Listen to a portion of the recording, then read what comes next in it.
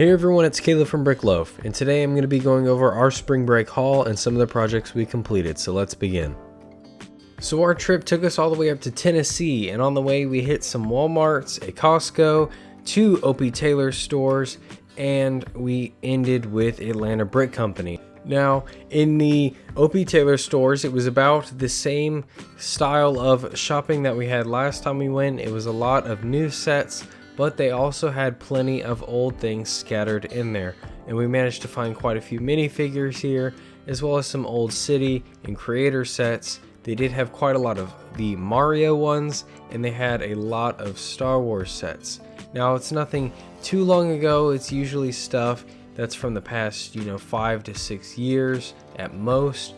But it is nice to have something that's, not in the Walmart, not in the Target or the Lego store. Something that's a little older that you can't find anywhere else. As we headed back, we stopped by Atlanta Brick Company, and if you haven't checked out their videos, they do weekly haul videos, and so you can see the newest things that they had there. We actually found quite a few sets that we were interested in that we saw in one of those videos, and we're going to go through everything we brought back here. So first off, we've got the Bricktober Harry Potter figures here. We've got the 2020 Harry Potter Lego Advent Calendar, and we have the Black Friday Roman Chariot. Now, we actually got these at pretty good prices, and we were glad to get them, especially the Advent Calendars. This is the 2020 City one. These come with a lot of good figures, not so much the micro builds, but we do really like the figures. We've got the Chum Bucket from 2009, I think it was. The Toad's Treasure Hunt, which is one of the few Mario sets that we don't have, so we'll be adding that. I managed to get the Lavatraz, and I'm trying to collect all the Power Miner sets, so this is a nice addition to that. And from Costco, we managed to get $20 off of the Boba Fett's Throne Room. This is a really cool set. I've been waiting to get it, and none of the Costco's had it, so I'm glad we found one. And we got an AT-AP Walker. We love these Clone Wars sets, and we managed to get a Monkey Kid on the Noodle Cart as well. We really like the poly bags for the Monkey Kid. And we picked up a lot of figures like Jasmine. We've got Huey, we've got an Edna Mode, Hercules. We also picked up the Rogue figure. We've got the elephant in a tutu that came with a mouse, the blue brick person, and these are from the anniversary sets. We've got the kid with the balloon and the present, the cake guy, the red brick person. We've got Bosk, the Christmas Darth Maul, which we've really wanted so badly. We didn't get that calendar, but we do have the figure now. We've got Dengar, an old-fashioned Tusken Raider, the mountain climber figure, and the Joker.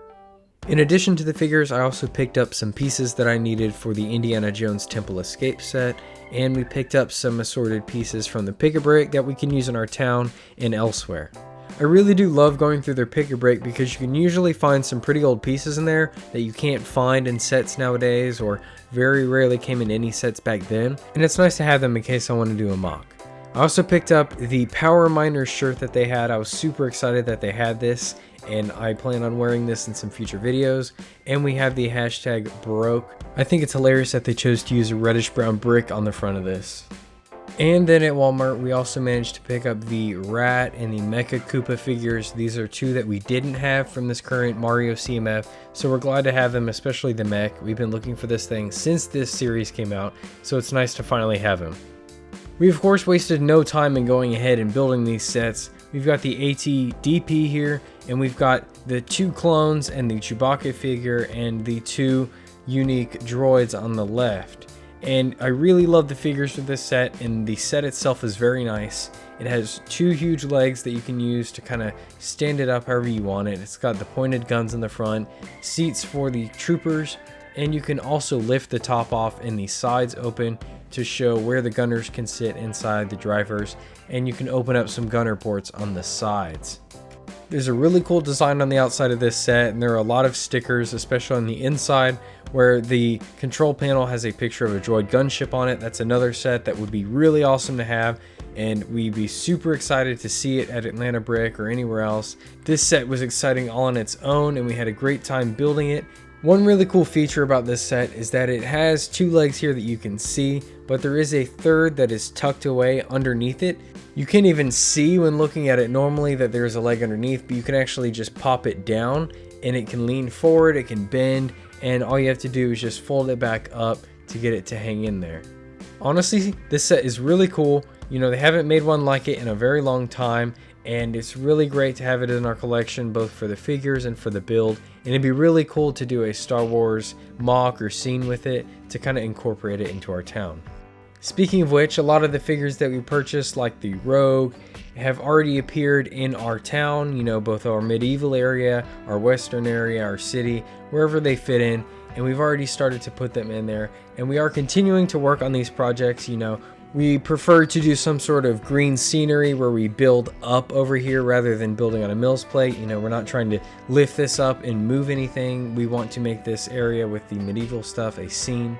But for the city, everything is pretty much milled. We are just getting the final tiles we need to complete the sidewalk, and we're putting the figures on it to try and give some more life to our city as we complete it. I did get a chance to complete the globe, and I think it looks awesome. I love the stand that they have for it, how they made it look like gold wrapped around the wood, and I like how you can spin the globe really easily. It doesn't have any real resistance. It's very heavy, but it's not something that will tilt over easily. And I think the design they chose is fantastic. I love how each of the little plaques, the little displays that say where they are, I love how they're glow in the dark. And that's a feature that you don't really notice until you've been building it in the light, and then you turn it off and you see it all glowing. I can definitely see this being something you can customize, putting your own flair on it, maybe the places you visited, maybe the place you live, and so I do kind of want to look into maybe doing that. But it is a very nice display piece. I think it's one of the best of the, you know, UCS or the expert building sets. We did receive our order that we made for the Lego Movie Creative Ambush set, and we really love the figures that come with this. We plan on using them in our western town, you know, the saloon airplane looking one. It'd be nice to rebuild Bob's Kebabs here into something like a stand that we could use in our towns that he's pushing, but we really love the saloon set here, and this is mainly the reason we got it. We want to use the figures and we want to use the pieces to try and add something maybe dangling over our western area, something like that. But that concludes our spring break haul. I hope you enjoyed this video. Please like it and subscribe if you want to see more, and I'll catch you later.